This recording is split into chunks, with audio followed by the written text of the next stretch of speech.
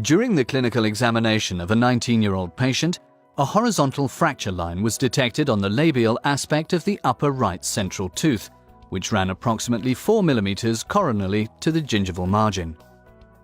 The mesiodistal width was 1 mm less than tooth 21. The gingival zenith for teeth 11 and 21 were at the same level. A sufficient root canal filling on tooth 11 was visible on the radiograph. The shade selection is performed at the beginning of the case by the dental technician using a standardized shade guide.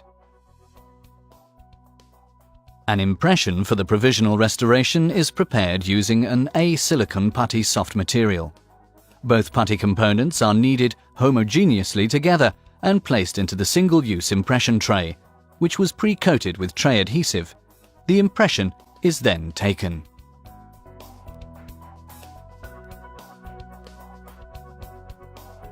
A latex rubber dam is applied over the adjacent teeth to maintain a dry working field.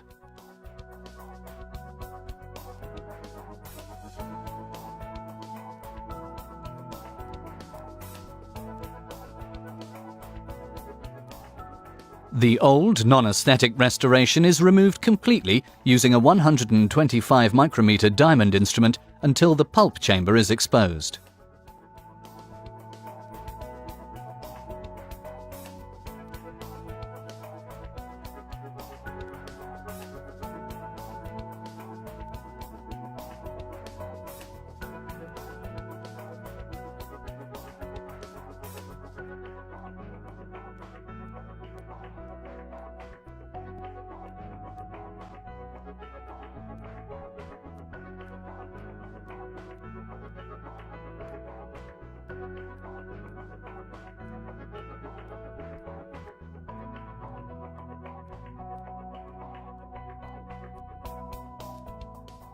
The root canal is exposed from the palatal surface until contact is made with the root canal filling material, while removing as little tooth structure as possible.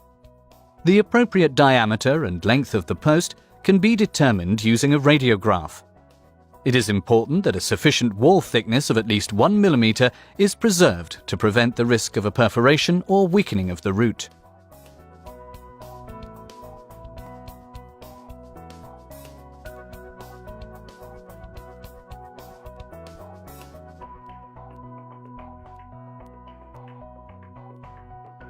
The root canal filling material is removed to the predetermined depth using suitable root canal instrumentation.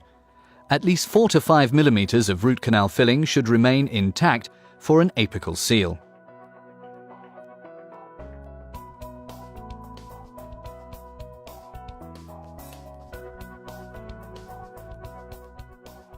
The post space is then prepared using the color-coded Parapost drills in a sequentially larger sizes until the predetermined post diameter and depth is achieved. The root canal is rinsed using sodium hypochlorite. The corresponding light-transmitting glass fiber reinforced Parapost fiber lux post is trial-seated and inspected for proper fit inside the root canal. The post length can be shortened as needed based on the clinical situation. Parabond non-rinse conditioner is massaged into the root canal and onto the tooth surface. Excess conditioner is removed using a paper point and dried afterwards using a gentle stream of air. The mixed Parabond adhesive is applied directly into the root canal and onto the tooth structure. Excess adhesive is removed using a paper point and carefully dried afterwards using a gentle stream of air. The convenient curved root canal mixing tip allows Paracore to be applied directly into the root canal. The untreated post is coated with Paracore and cemented into the root canal. Since Paracore is dual cured, the curing light can be transmitted through the glass fiber post, reaching the Paracore material in the apex to accelerate the curing process. Without any further delay, the core buildup can be fabricated. The non-slumping consistency of Paracore allows for free-hand modeling of the core buildup and direct application onto the prepared tooth structure and retention head of the root canal post. The core build-up is light-cured afterwards for 20 seconds per side. An intraoperative radiograph is taken showing the glass fibre post cemented in place. The defect on the cervical margin is prepared using rotary instrumentation, while preserving as much tooth structure as possible.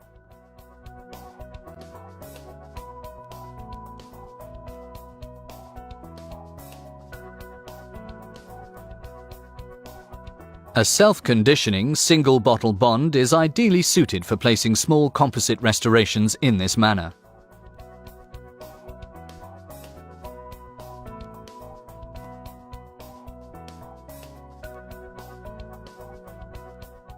A small increment of composite is applied, sculpted and polymerized.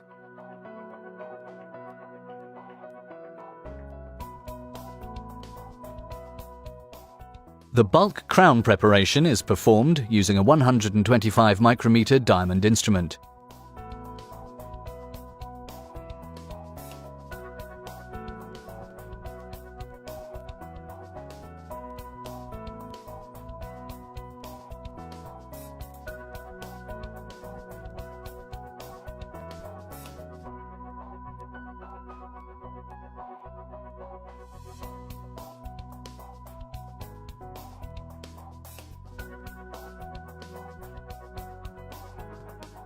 In order to protect the gingival tissue during the crown preparation, a thin retraction cord is placed into the sulcus.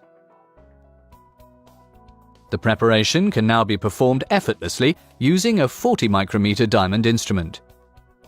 Due to the dentin-like hardness of Paracore, the transition between natural dentin and the core buildup is hardly noticeable during the preparation.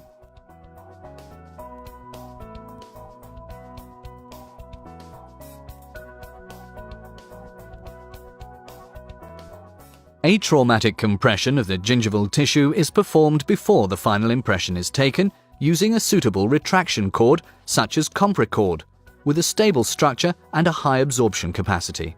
Application of a multi-component bonding system such as ART bond before the final impression seals the dentin tubuli and increases the retention of the restoration. Dr. Paul describes this as the dual bonding technique. The oxygen inhibition layer must be removed afterwards, leaving no residue.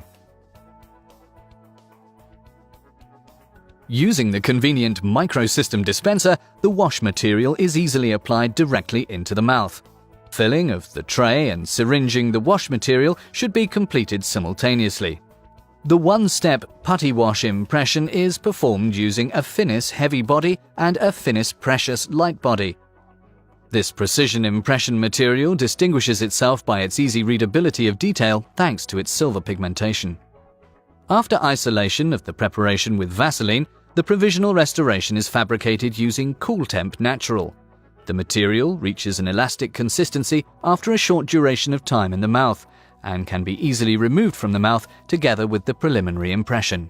The unfinished provisional restoration is positioned again onto the preparation to check its fit. The inhibition layer is removed using alcohol. Excess material is removed afterwards using rotary instrumentation. The occlusion is checked and all unnecessary contact points are removed completely.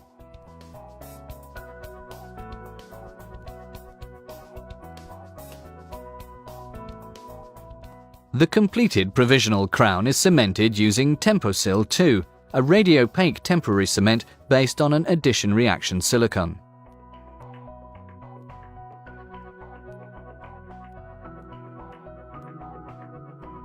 After a short setting time, excess material is removed.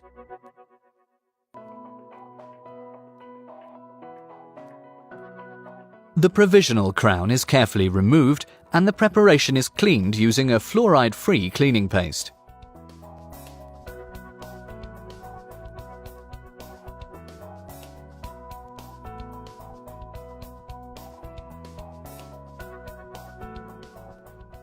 For adhesive cementation of the permanent restoration, a dry working field is essential. Hemostasis can now be performed.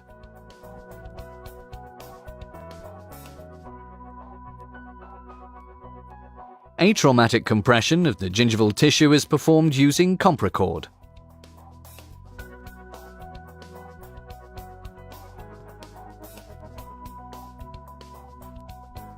The fitting accuracy of the final all-ceramic crown is checked once again. Before cementation, the inner surface of the crown is etched with hydrofluoric acid, cleaned under running water and dried afterwards. The etched surfaces are silanized and thoroughly dried. Etching around the margins of the preparation using 35% phosphoric acid is now performed. The etchant gel is rinsed off thoroughly and the tooth is gently dried.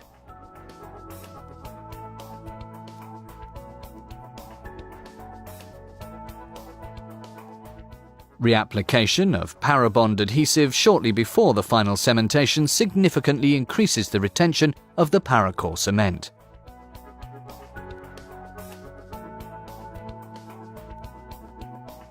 The application of Paracore for the cementation of posts, restorations and core build-ups guarantees an optimal monoblock bond interface between the post, cement, dentin and crown, resulting in one cohesive restoration with outstanding durability and strength.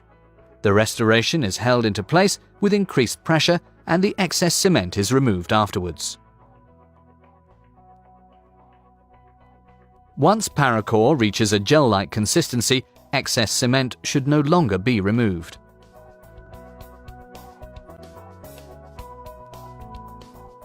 Residual excess cement and the retraction cord are removed using a scaler after the cement has completely cured.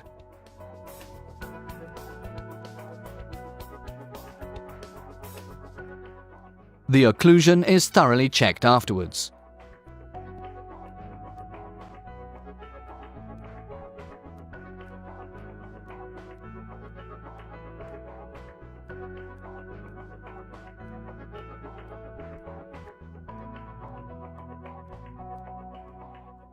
High contact points are removed and the surface is polished to a high glossy finish.